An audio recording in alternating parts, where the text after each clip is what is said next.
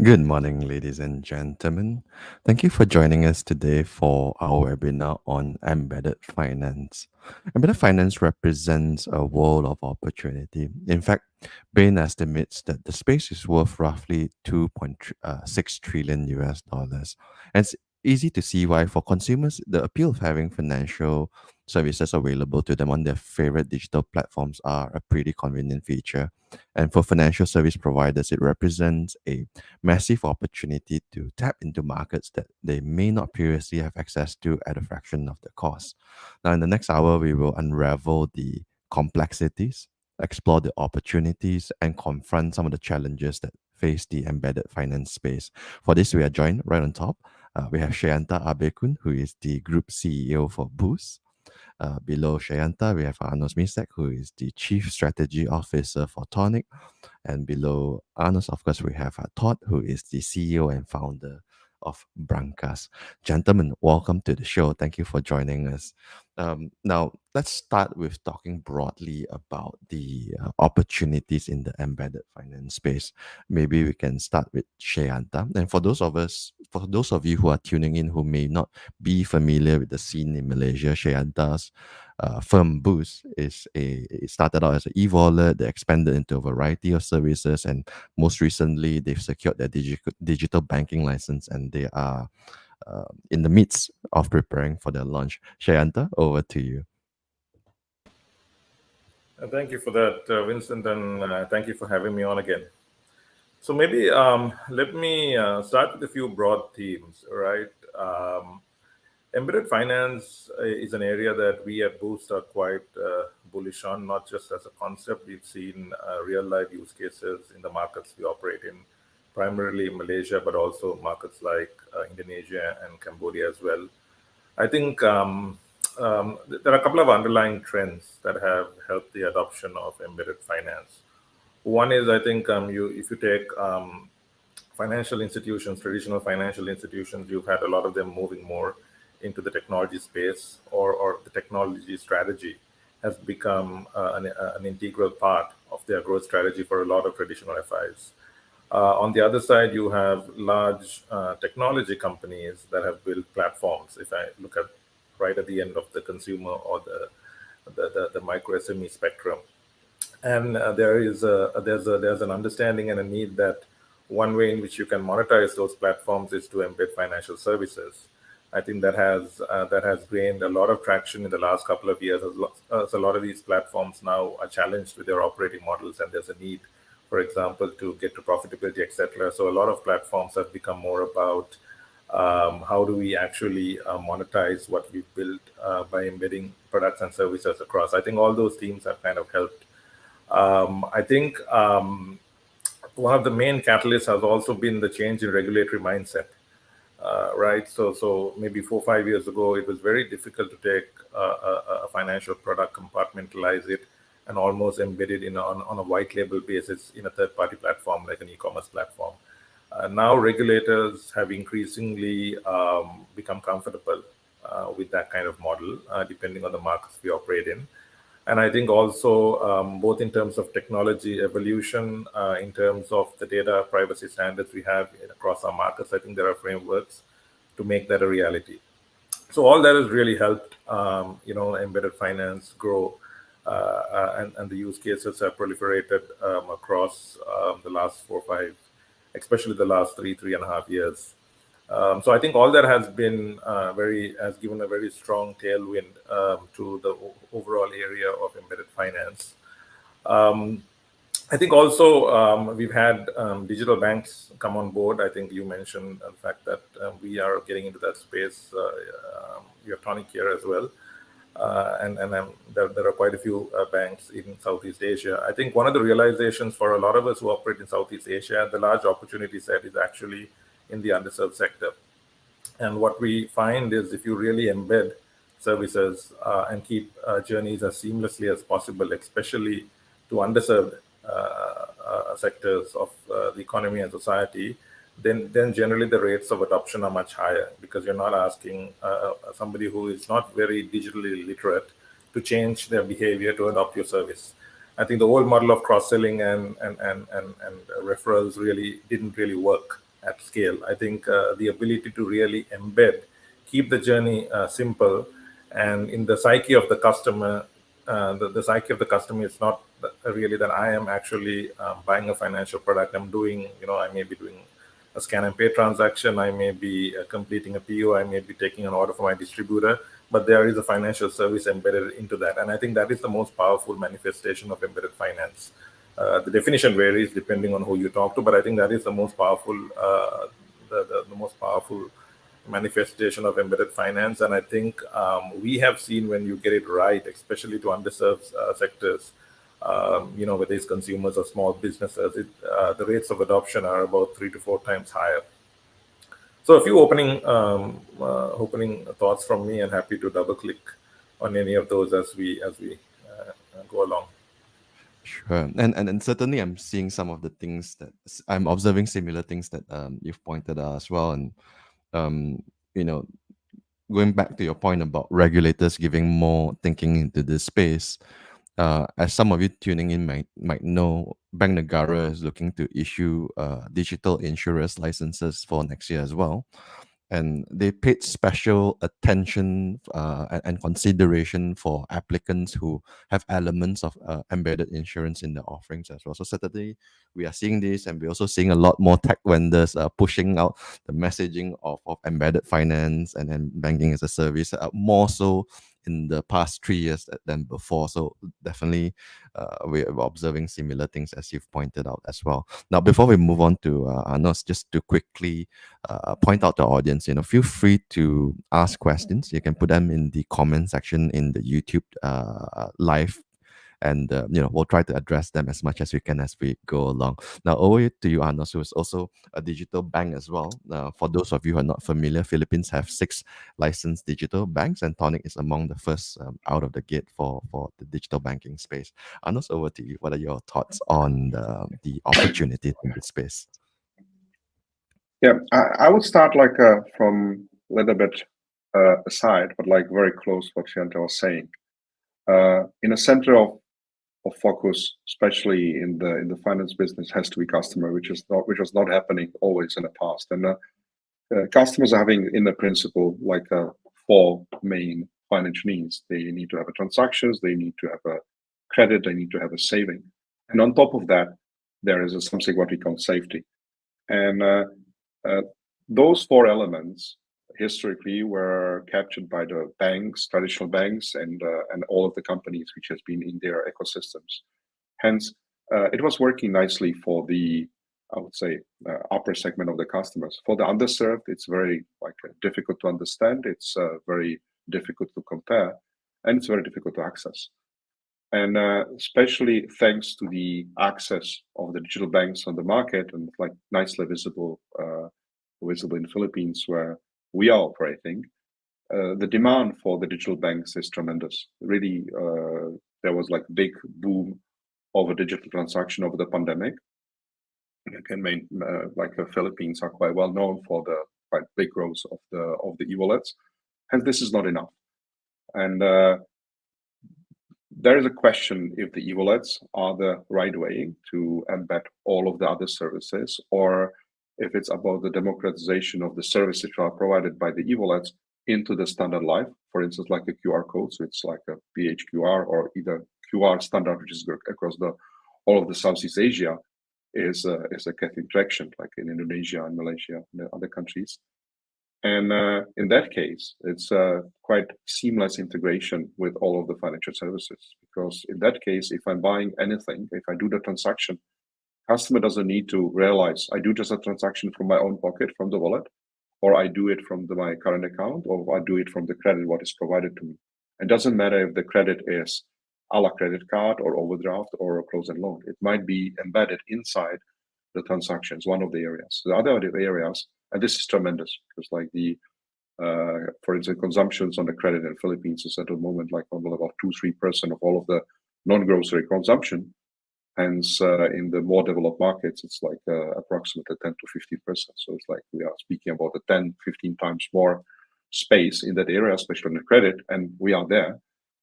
On top of that, there is always, if the customers are taking credit or if they are doing some kind of the financial decisions, it's not something short term. So we need to consider that it's really need to be very like I would not say traditional, but I would say sustainable partners behind of it. And this is like very closely related to what you're saying, that those platforms who are having a big basis are not seen to be sustainable from the profitability point of view.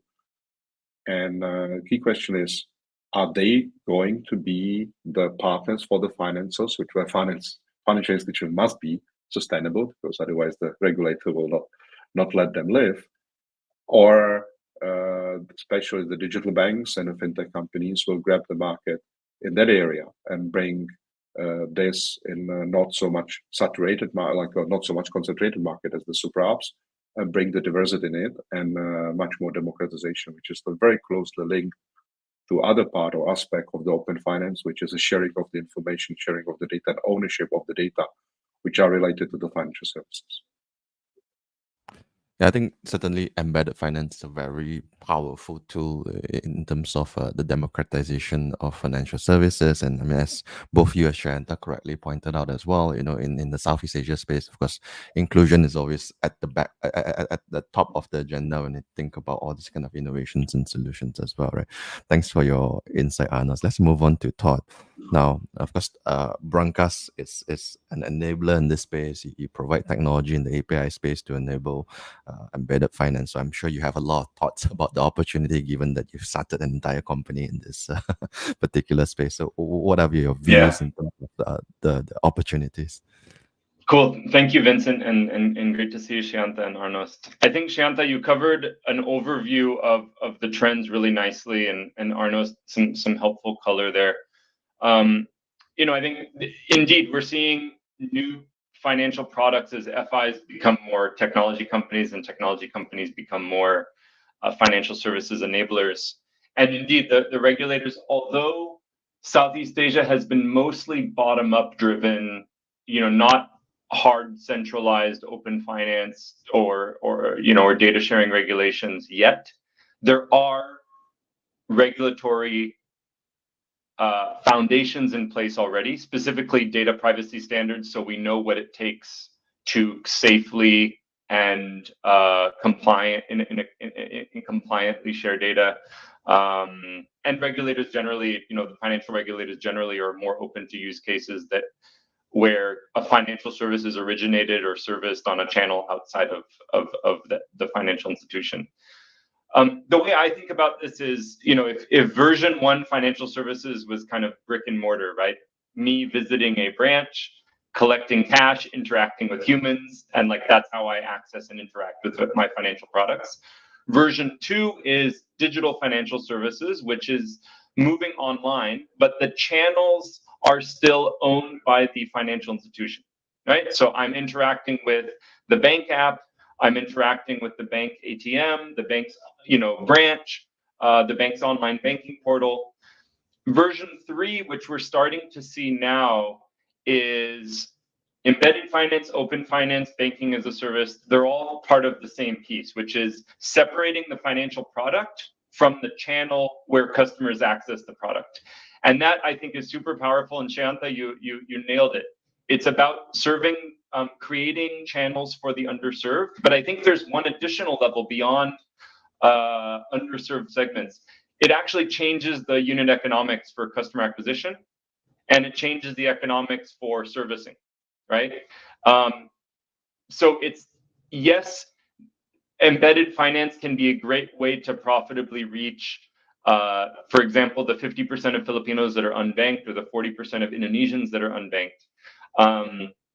But it actually, as well as SMEs that require higher touch, but are not kind of large enough accounts that require the full wholesale corporate RM TLC, right?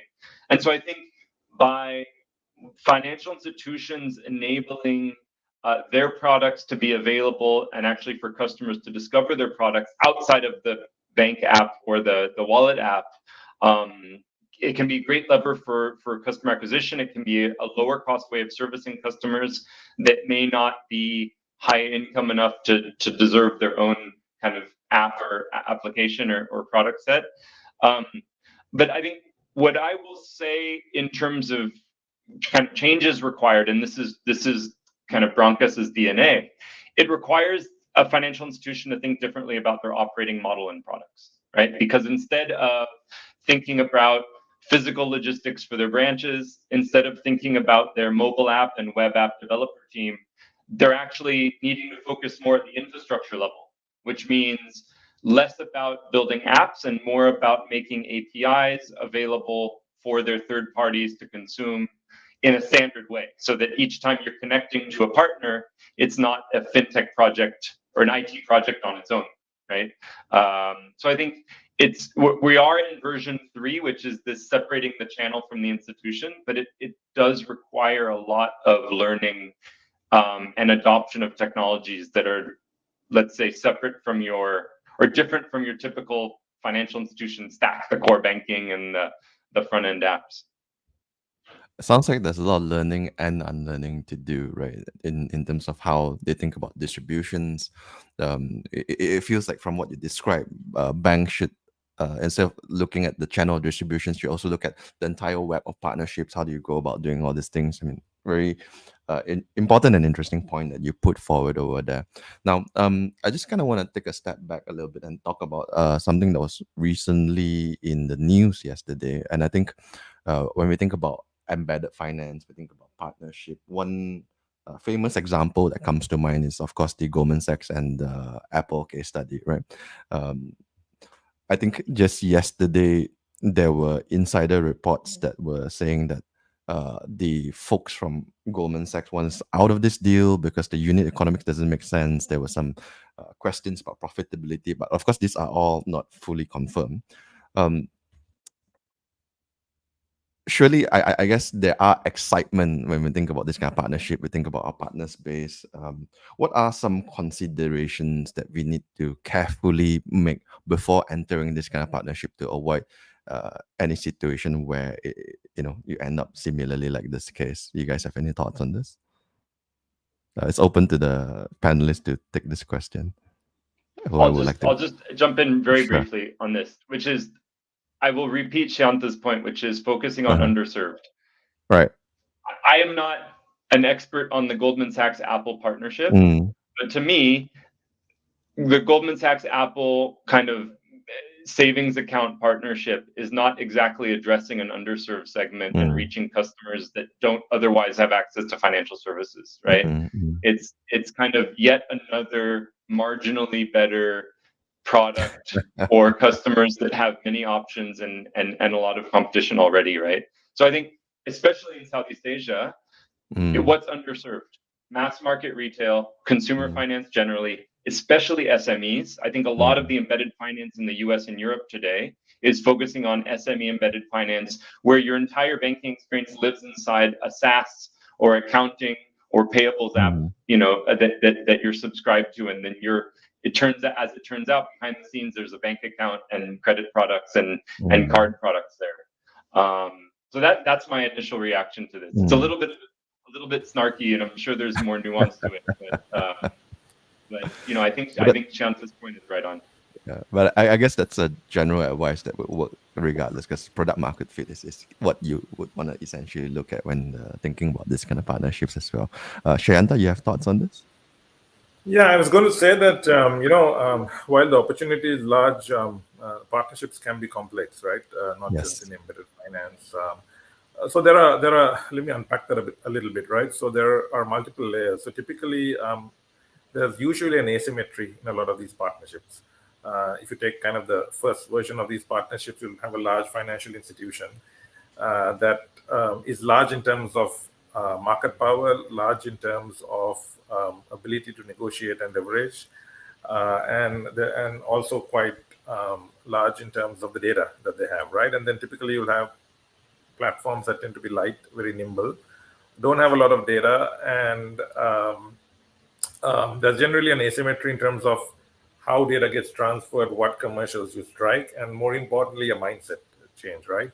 How can technology platforms really distribute my products in a seamless way? So that's the friction I've seen in a lot of partnerships, and that's I'm not very familiar with exactly what happened in the Goldman Sachs case, but when you think about banks and a technology company or traditional brick and mortar banks going down and working with technology or platform companies, I've seen a lot of that friction.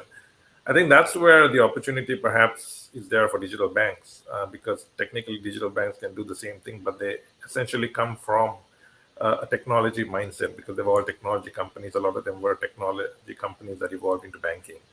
Right. And then I think in both in terms of the need to grow, there's a need actually to plug into ecosystems to grow. So you are not starting from a very large incumbent position, right? You actually need the partner to grow. So there's less asymmetry from that perspective. And I think also, I think the most important thing is they don't have legacy technology stacks. They don't have legacy mindset. So it gives them almost a greenfield opportunity to start. So I think there are a lot of complexities when you actually go and do some of these partnerships. And like any partnership, I think it's important to establish first principles. And I think that I can't emphasize that enough. I mean, Todd did mention it. I mean, a lot of this does not get driven top down. A lot of it is bottoms up. So a lot of it comes by way of bilateral partnerships, right, that we've seen in these markets. And it's really important that there is some thought goes into how these partnerships are constructed. Some good points over there. And Arnost, any thoughts to this? Yeah, I would just add what is said here and extend it for one more dimension. And that is that what is happening very often that if a non-financial institution is cooperating or going into the partnership with a financial institution, there is some kind of the feeling, for instance, if you speak about the credit, what has to be approval rate, what has to be pricing. Hence, those are not the parameters of the product. Those are the result of the joint partnership, because it must be understood from both sides, partner and the financial institution. Financial institution must be profitable, because otherwise the regulator will catch up on this. On the other hand, there is a lot of challenges, especially on non-financial institutions, to understand how the financial business is working, because it's not only about the credit or assets and liabilities, but either about the market demand, about the economic cycle, and those all things are having a huge impact on the pricing, on the parameters, and on the offering. Hence, for this, it's very crucial that on both sides, banks, non-financial institutions, or potential partners like a digital channels, in that case, it's a full understanding and openness in mind how to work together, because it must be like really working together, not like trying to, I use your service and like embed it in my channel. It has to be, I understand your customer. You are my friend who is like cooperating with me. Well, like willing to share some of the pie. Something is like the customer, something is a customer engagement, and deliver this in a joint partnership for the profit of both. And I think this is the key, and this is going very closely with the symmetry or asymmetry of the partnerships. And I strongly believe that, especially with the digital banks going into the segment, this asymmetry, what is with the traditional banks, might be somehow like softened.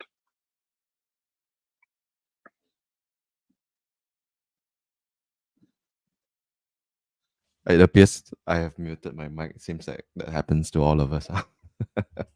Anyways, so thanks for that viewpoint, Arnost. Moving on to the next point of conversation, I wanted to look at what are some use cases of embedded finance, particularly in Asia, that could be interesting. So maybe for Arnost and Sheyantha, you guys can talk about what particularly are you guys doing in the embedded finance space within your organization, and Todd maybe can share some observations broadly across ASEAN. Since we still have Arnost on the center stage, that maybe Arnost can go first. Okay, I will share what the Tonik is doing at the moment. Yeah, we are looking about the open finance in two dimensions. One dimension is the providing our services on the other channels. I will speak about a little bit later. The other part is the leverage of the accessibility of the alternative data for the potential customer scoring, especially in the credit area. And I would say that like this is one of the crucial areas for the underserved. Hence, open financing in that understanding is not only the accessibility of financial services, but the accessibility of financial data, And if I speak about the financial data, it's not only about the data from the banks, but either from the utilities, from the telcos, from the like the financial behavior of the customers. Yeah, so it's like one aspect. The other aspect is to be close to the customer experience, where the transactions or purchases are happening. That's where we are. We are having our SIL loan, which is like at the moment at the scaling stage, and it's a very like accepted by the customers, because like they come to the shop, they are able to buy something, and they are buying it not just like take a credit, but I'm buying the gadgets or goods which I'm looking for. I might have enough money for that, but I have an opportunity to do it on the financing, what I didn't have before, because the traditional banks are not offering anything for that. And on top of that, I'm getting the access to the banking. So it means I'm getting the account. I'm able to get the other like the payment channels or transaction channels, which are extending my my financial inclusion. Yeah. So this is something what is a super crucial, and the super crucial is to not just to do this first step, but the second step is really educate customers. They have more opportunities which are coming in with not only with embedded finance, but with the overall financial inclusion. What helps a lot recently, I would say, if I look especially about the Filipino market, after the pandemic growth of the digital payments, still like there's a lot of space to extend and enhance, and we are looking in that space not as a point for the payments, because like for instance, Gcash is like a dominant on the market, and on the other hand, this is the enablement for the credit or for further financial transaction, which might be coupled or joined with the shopping experience or with the purchase experience, and that is what was said before. It is the seamless experience. So it means I do not need to decide as I used to in the past, or I go to the bank to withdraw money to get a credit, or use this credit card. Do I have enough money? But I open my app and I see, hey, I can purchase on that method or that approach, and this is something what is enabling me to build the financial experience, and based on the financial experience to get access to the better services. Yeah, I think that's an important point, right? Like sometimes where it matters most and where it shapes the experience most is the context in which the services are offered, and embedded finance is a really powerful tool to enable some of these experiences. So that's a good point over there, Arnost. Moving on to Sheyantha now, of course, the digital bank isn't live yet, so I don't know how much you can dive into the specifics of your thoughts around embedded finance in that space. But whatever you can divulge to us, we would be very interested to hear. But you could also maybe share some case studies and examples from your e-wallet experience as well.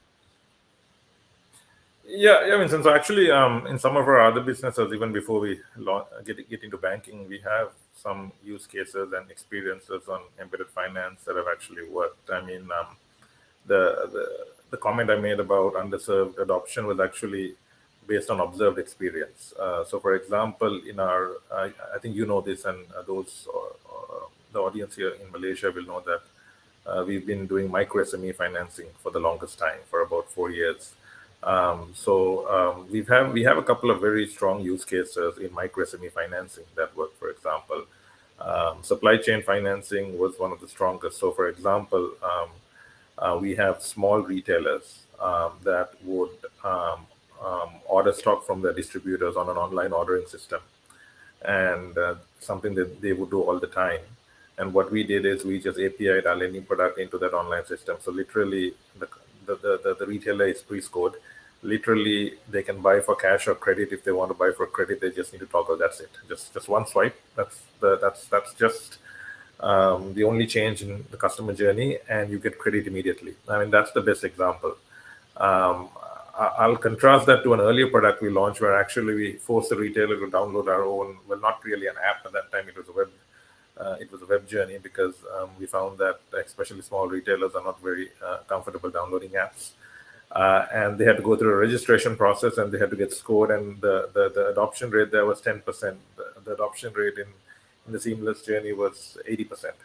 So some of this stuff we actually learned by doing, and that's a Malaysian use case. We've also done something very similar in Indonesia, and that really made us believers in the concept of embedded finance, especially when you're serving underserved. So I think that's one of our signature use cases. that'll obviously extend into what we do into the digital bank as well. On the consumer side, I mean, the most quoted example, it's overused, is BNPL. I mean, we haven't gotten very heavily into the BNPL wagon. We've done it a little bit, but what we've done recently, and you may have seen this, Vincent, is we recently launched a virtual card with Celcom Digi, which is again a case of embedded finance, where for the first time Celcom Digi can launch a card essentially using our issuer's license. Customers are scored using telco CDR data, right? It's nothing that we have, right? But it's essentially using our infrastructure to the Celcom base, and it's a virtual card with the option to get a physical card. And again, it's something that is a consumer proposition, embedding it into what Celcom customers already use, and using data that really is not first-party data to us. So that's another example of something that worked. I think there are a number of use cases on. I mean, even if you think of the B2B space, something we are experimenting with is, I mean, e-invoicing is coming in a big way in Malaysia. So PO financing embedded into e-invoicing is something. It's not as sexy as the other two use cases, but really, it's something that I think there's huge potential. So when you give an e-invoice to somebody, you can actually get PO financing by just having an embedded financing option linked into the e-invoice, right? So that's again a huge opportunity, because a lot of PO invoicing involves a lot of paper, a lot of bilateral agreements, etc. So those are some very very interesting use cases, I think, that we've been able to put into place already in Malaysia. I think there will be more, obviously, as we launch our digital bank. And I think also to provide context to some of those that are tuning in that may not be from Malaysia, Celcom and Digi, before their recent merger, were the number one and number two largest telco providers in Malaysia. With this merger, it's a really large base, so it's a massive opportunity that's being tapped into over there. Moving on, thanks for that, Sheyantha, in terms of sharing what you guys are doing in this space. Moving on to Todd, what are you seeing in ASEAN? What are the use cases? What are the interesting stuff you're observing? Yeah, just a few examples that are interesting applications of this. I think one, we're working with a digital bank in Indonesia, and they have done the typical consumer bank thing. They've had kiosks at the mall, they've had lots and lots of Facebook and Play Store advertising. Their cost of acquisition has now risen, and they expect to double their account holder base in the next 2 years through embedded finance products. So they want account holders, they want customers to discover their bank not by downloading the app and opening an account, but by discovering a credit product on a third-party site, right? And there are a few different ones they're launching. One is basically an unsecured cash loan, payday advance on a third-party site where they, have enough data from that third party. Because the nice thing about if you're lending with third-party partners is that third party can then, upon the customer's consent, agree to share that transaction or user data back to the FI. So one is like a cash loan. Two is BNPL, buy now, pay later. So installments that are on the checkout page of an e-commerce site, but that allow for new customers to very quickly, prove their identity and go through a basic KYC in order to get access to that installment product. And then credit card, like an entry-level credit card where they're able to actually get scored and approved for the credit card, either at an e-commerce checkout page or on a site that does kind of financial comparisons. And this is not for existing customers. This is their means to acquire new customers, discovering this bank's products through third-party channels. Second, in the Philippines, so GCash is the big e-wallet. They have a marketplace for savings accounts.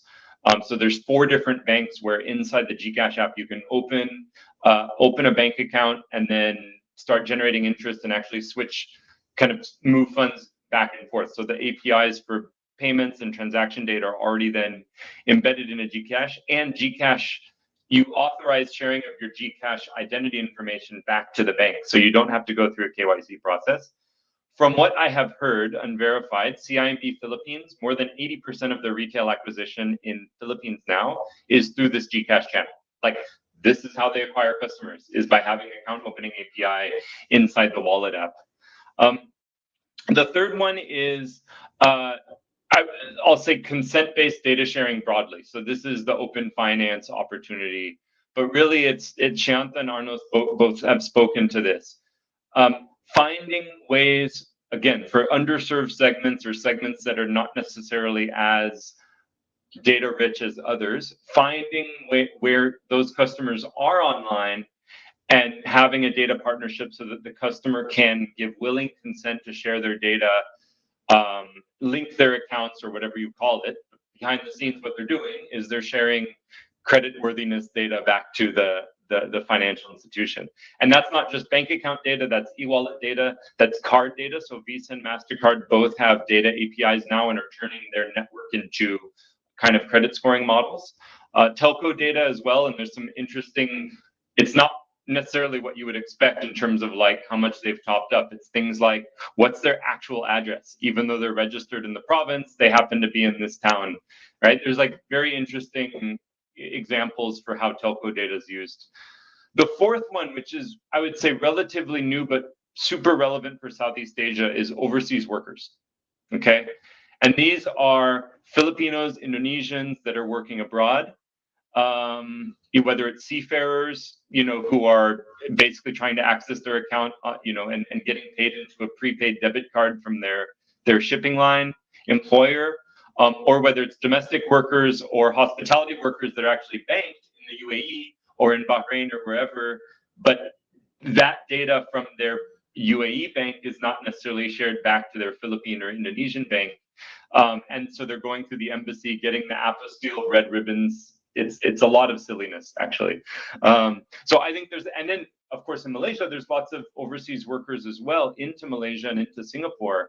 And so banking those, tie-ups with home country markets, I'm thinking beyond remittances here, right? Actually creating savings behavior and credit building for these overseas workers, whether they are overseas working within ASEAN or ASEAN nationals working abroad.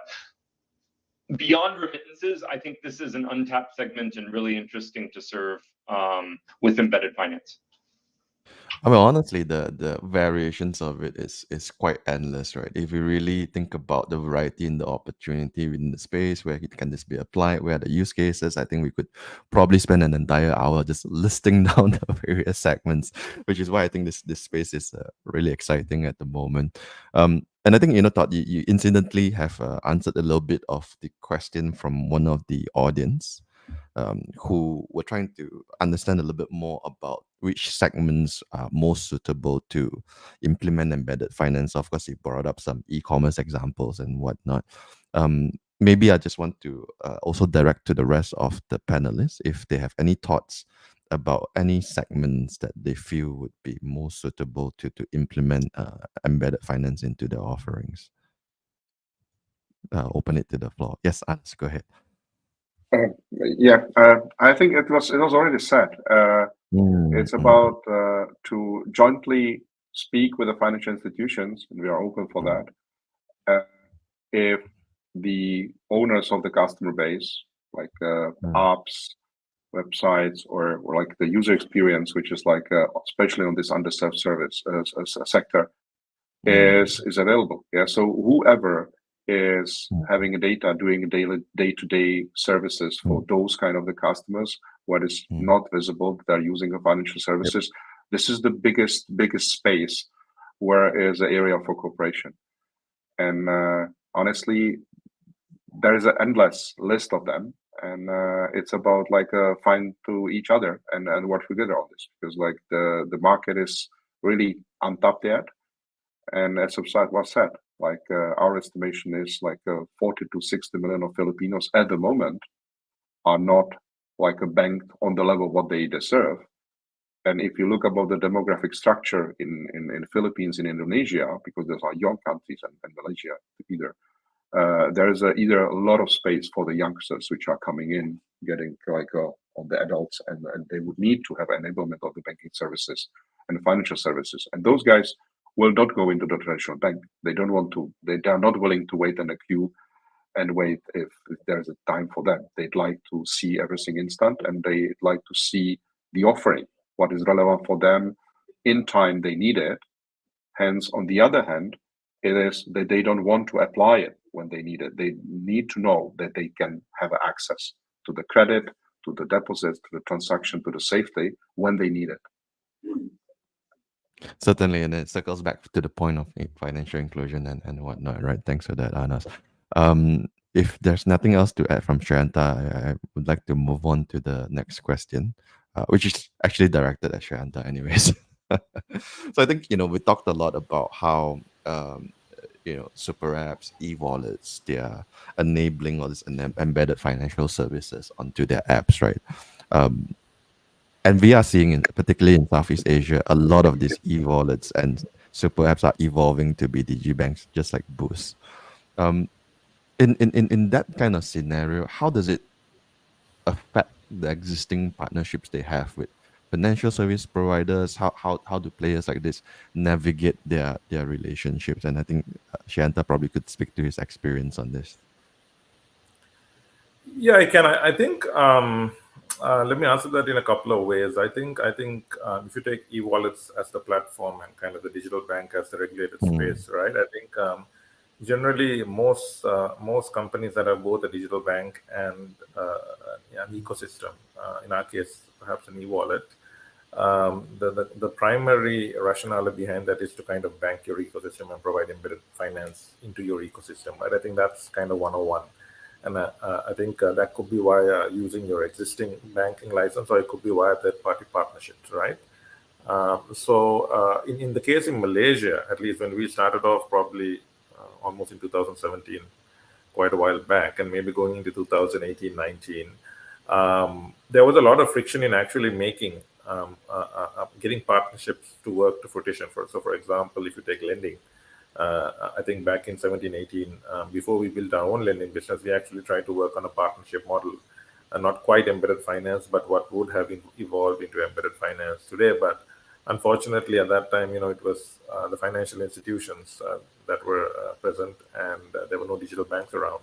And there was a lot of friction in actually making that happen. And we decided, look, let's do this ourselves. And that's how kind of the evolution of our lending business, right? So I think that's one. I think the digital banks, for a lot of the players who've kind of gone downstream, they felt there was a case because they felt they were not getting enough kind of critical mass through partnerships by just relying on third parties. That's one.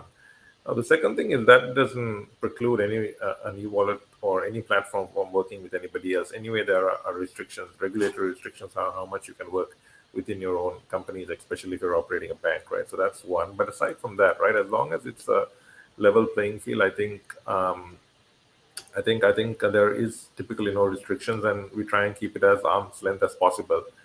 But the more important and the more powerful element is, let's say, if you do if you have a digital bank and you have an ecosystem and you have a playbook of how you've embedded, those services can be opened up to anybody else. You have a playbook or you have a blueprint. So, for example, it could be us doing it today for an e-wallet. We could do the same thing for a ride-hailing company tomorrow because we have the template already pre-approved. We have the technology done. So it creates a very strong blueprint for us to take what we have on the digital banking side and just provide embedded services across. So we essentially become a banking as a service play, right? So I actually don't see a conflict. I think the evolution of a lot of wallets getting into banking was because they were solving a problem for themselves, right? In some cases, I think you can definitely coexist. But I think also from a digital banking perspective, it gives a lot of opportunities for the digital bank to provide embedded finance to so many other players outside your own ecosystem. So I kind of look at it in those three dimensions. So you found no complications in your evolution from e-wallet to digital bank in terms of your relationship with the financial service providers that you work with in the past? Is my understanding correct? Broadly speaking, because if you take Malaysia and Indonesia, the two markets that we operate in, I think as far as financial services players, or if you think about financial institutions, I think their banking as a service products are just rolling out now, right? So some of them are just getting into the space. I mean, they've had them on the shelf for a while, but I think in terms of actual implementation and being able to do it at scale, I think they're Mm, just rolling it out now. So over the last 3 to 4 years, we haven't seen any I see. conflict. Even now, we are about to sign. While we have our own digital bank, we're about to sign a very large banking as a service partnership with another existing bank, and Mm. there's absolutely no conflict. We've been able to carve out kind of the spaces that our bank would operate and let's say our partner would operate in. Okay, great. Thanks for that insight, Sheyantha. Ladies and gentlemen, for those of you guys tuning in, keep the questions coming and we'll try to address them as we go along. Um, so I want to direct the next question to Todd, right? And Todd, in your conversations with your customers, when they want to roll out embedded finance, banking as a service, um, of course there are, as we discussed, a lot of advantages to using these third parties to help you to distribute your products and rethink how you do your channels and whatnot. But would there ever a point where your customers were concerned about their brand being diluted or being put to the back? And is there such conversations that exist when you talk to your customers? Definitely, and it's a good question, and there are flavors, right? Mm, mm, So, and I think it's important for um, both parties, whether the underwriter and then the third party partner, to think about what are the brand components that they want to make, right? So I'll give you some examples, right? So TransferWise, Wise, right? mm, mm, If you have a US dollar deposit in Wise, or your account at Wise is domiciled in the US, it's a community federal savings bank. It's like Wise is actually you have an account on their behalf at some thrift bank in New Jersey that I've never visited, and the only reason I know it's community federal is that's the SWIFT code if I'm going to wire funds to top up my Wise account, and then my card, because it's U.S. domiciled, says issued by Community Federal Savings Bank, right? So to me, I would never be a customer of Community Federal Savings. I didn't even know this bank existed.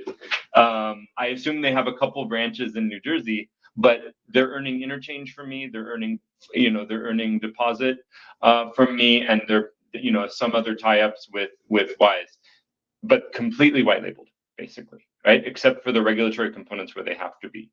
On the other side of the spectrum is maybe Goldman Sachs, Apple, or the GCash partnerships, where it's very clear that this is a co-branded account. In fact, with CIMB, it's called GSave, GSave CIMB account, and they have some other co-branded accounts, right?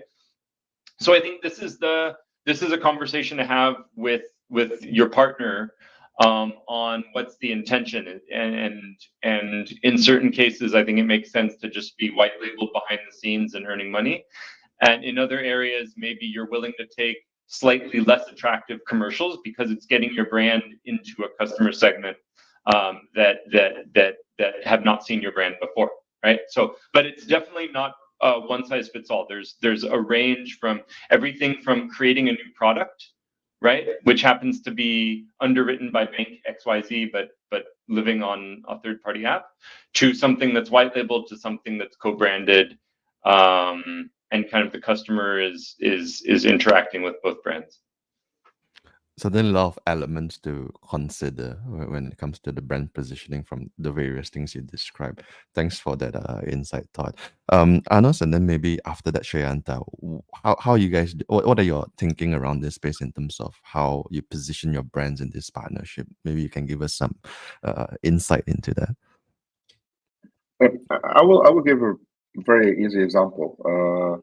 I think that especially for the markets like Philippines, where a lot of customers are underserved, underbanked, they do not know if, for instance, they go for the installments in the shop to buy some goods like BNPL style, that they are taking a loan.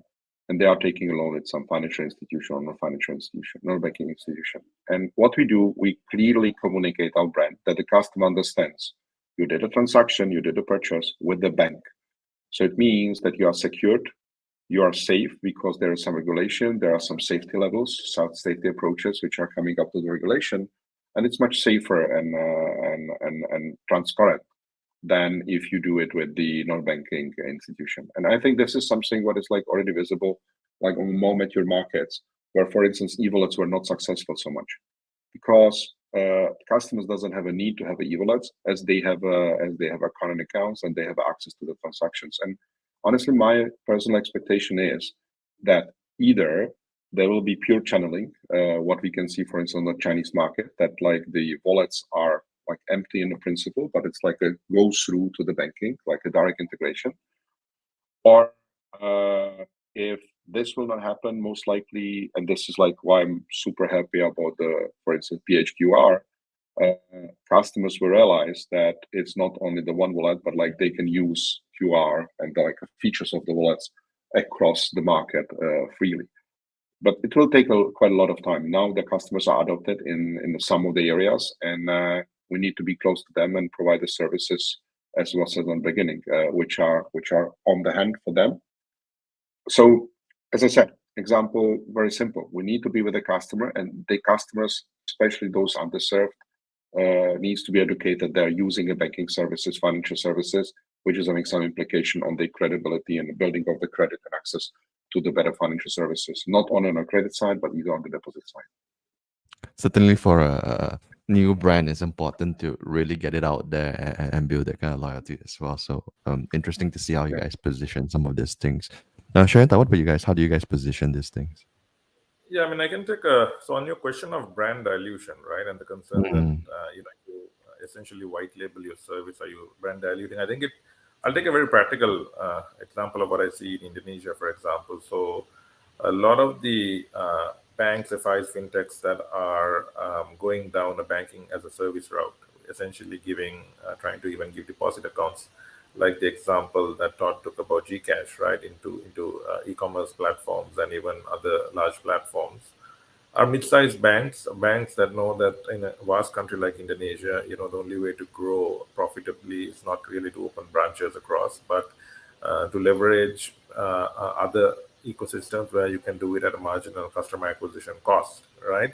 So it really depends. Where if I look at the top three banks, they wouldn't look at it because they would probably look at my market share, my brand affinity getting diluted. So it also depends on the relative position and the starting point, right? I think a lot of new entrants, a lot of mid-sized banks, especially a lot of foreign banks in these markets where they don't have a very strong brick and mortar expansion strategy, really look at these kind of avenues as incremental, right? I have a 10% market share in the market, I have a 5% market share. Everything I get is incremental. It's not a brand dilution, or there is no cannibalization of my existing base. I think that's what I see a lot happening in that market, and as a big market, right? And I think that's a little bit how people are dealing with it. To your point, I do see very large incumbents even in Malaysia here, right? If you take the big boys, I do think that issues of brand dilution, issues of whose brand should it be, will it cannibalize my service? A lot of that comes into the discussions, depending. So I actually link it to kind of the relative starting point of the party that you are going to engage with, and it's important, therefore, that you pick your partners when you do this kind of thing. Before we take the last question from the audience and go on to closing thought, maybe I'll just sidetrack a little bit, but still on the theme of conversations about brands and positions, right? So of course, with your digital bank, you are partnered with an incumbent bank. I know we are sidetracked a little bit, but I am curious, how do you navigate that discussion in terms of brand positioning between Boost and RHB, who, for those of you who don't know, in the new digital banking setup, Boost owns 60% and RHB owns 40% of the new entities. How do you navigate a discussion with a large partner like that when it comes to branding positioning? I thought you would have got tired of asking me this question by now, Vincent, but no, on a serious note, I think so with RHB, I mean, I won't go into the branding. I mean, the branding is already decided, but we were able to again align on first principles even before we put the application in, right? So I think that's pretty important, right? And it was done on a scientific basis, right? So what is the segment that you're really going after? So you've got two brands, Boost and RHB, well known in Malaysia. What is the target segment you're going after? Who kind of has brand affinity? It's not a question of my brand versus your brand.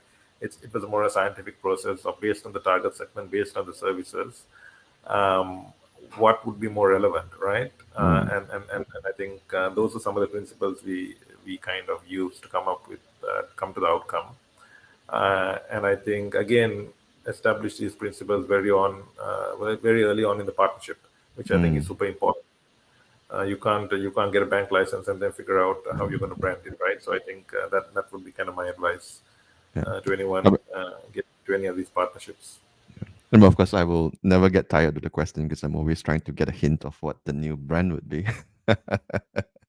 But thanks for that, Sheyantha. So we have one more question we'll take from the audience, and then we'll move on to closing thoughts. So I invite any of the panelists to take this question, whoever that feel they have some insights to add. Now, this question is from Max. Max is wondering how to prioritize partnership for finance, embedded finance, and what kind of trade-offs must be considered in this kind of partnerships. Welcome any panelists on the floor to take the question. Are there any who would like to take this?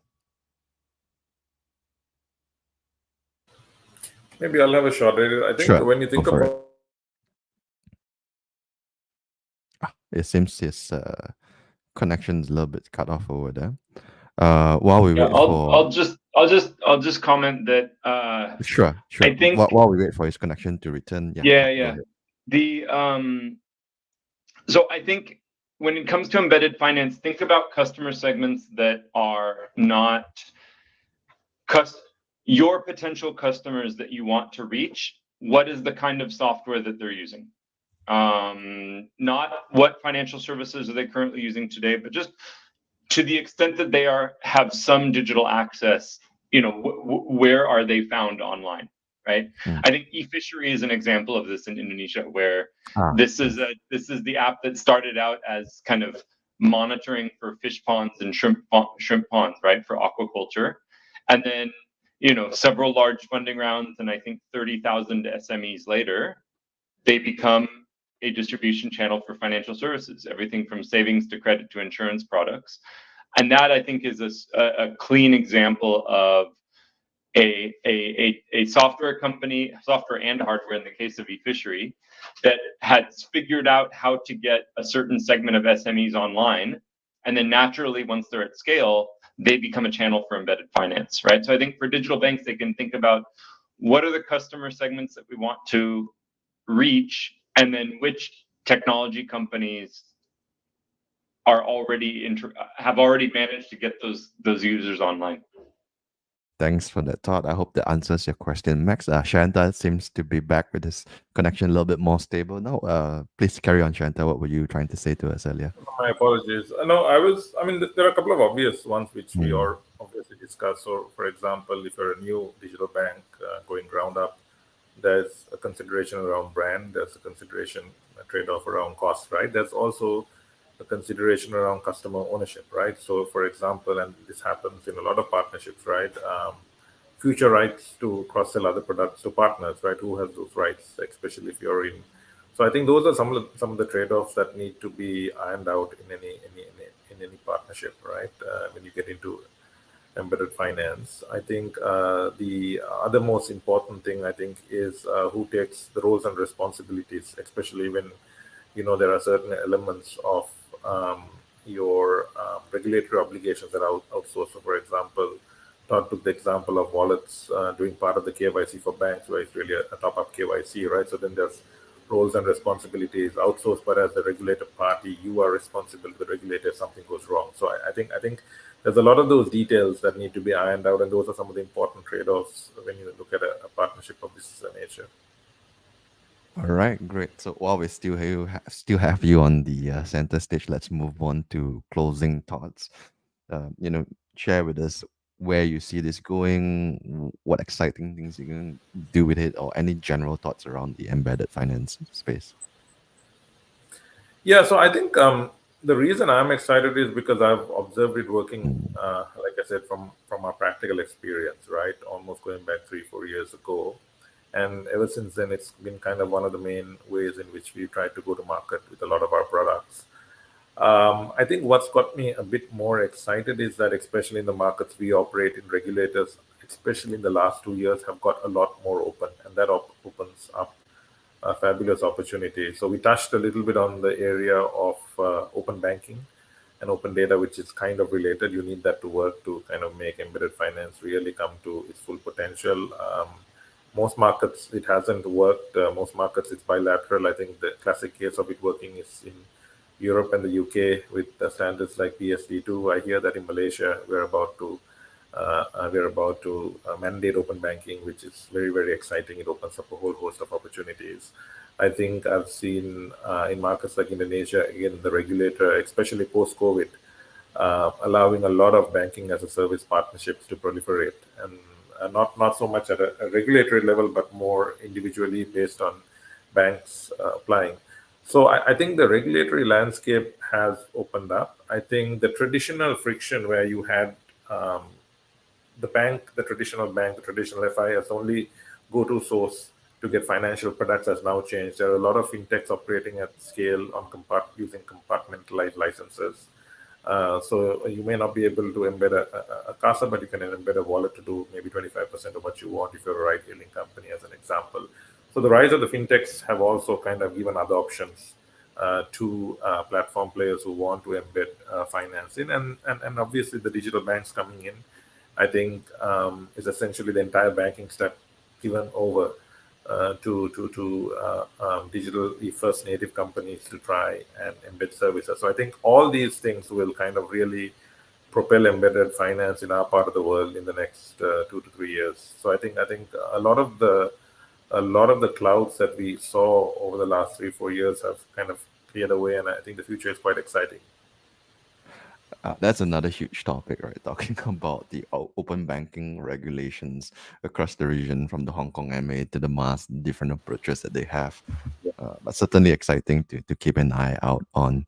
Let's move on to Todd for closing thoughts, and then we'll move on to Arnost. Todd, what's your closing thoughts? Yeah, I think great discussion with Arnost and Sheyantha about the partnership models and the considerations from the FI side and from the fintech side. I would just encourage companies that are thinking about launching embedded finance, whether they are the distribution end or whether they are the financial services provider. The biggest challenge, the biggest mistake, I will say, to put it rudely, that I've seen is they treat this as a single IT project rather than building the infrastructure to support multiple implementations, right? So if I am a bank looking to plug into a SaaS app, it may seem like today in Philippines or in Malaysia and Indonesia, there's only 1 or 2 or 3. So I'll just do those as individual projects on like a waterfall sequence.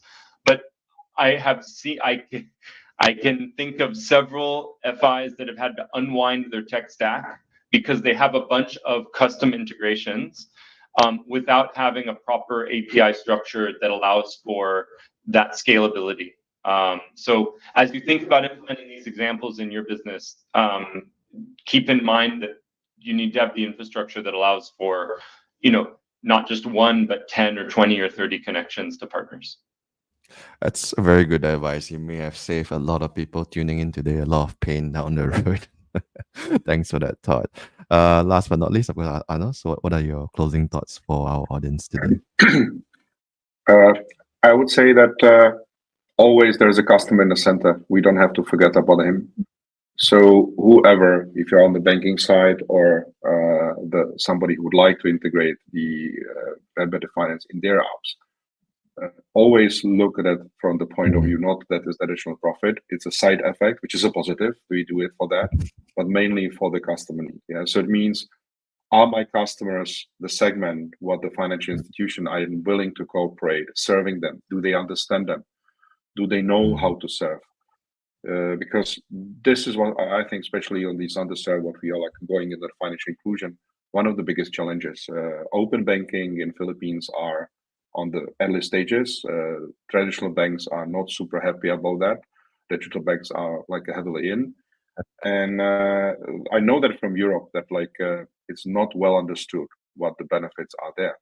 But there are a lot of benefits for the traditional Mm. banks and even for the new financial institutions and for the third parties. The same is about the who is owner of the data. Like we are time to time too much protective because we think that the customer, if you protect the customer, like for sharing of the data, even if the customer is okay with the sharing of the data, they will protect the customer. But what is known that the customer will find his way of the best service, what he's looking for. And more, this will be evolving. The new players will be coming in who will be that protective, will most likely lose because the protecting of the market is not something what is bringing more value. So we need to look all together how to bring more value, how to cooperate in the, I would say, equal partnership relation. And thanks to this, we can deliver better service and tap that quite big market, which is still there and waiting for who is going to grab it. And I think that's a nice way to bring home the point, right? At the end of the day, no matter what we're rolling out, it's easy to get caught up in trends and fads and new fancy toys, right? But at the end of the day, like Arnost said, we're going to consider back with the customer at the center of the journey, what value we bring then. And that's a nice little way to wrap up this session we have today. Folks, we hope you enjoyed the past hour. This video will be available on our YouTube channel after this stream ends. And once again, thank you for tuning in and have a wonderful rest of the day. Thank you and goodbye, everybody.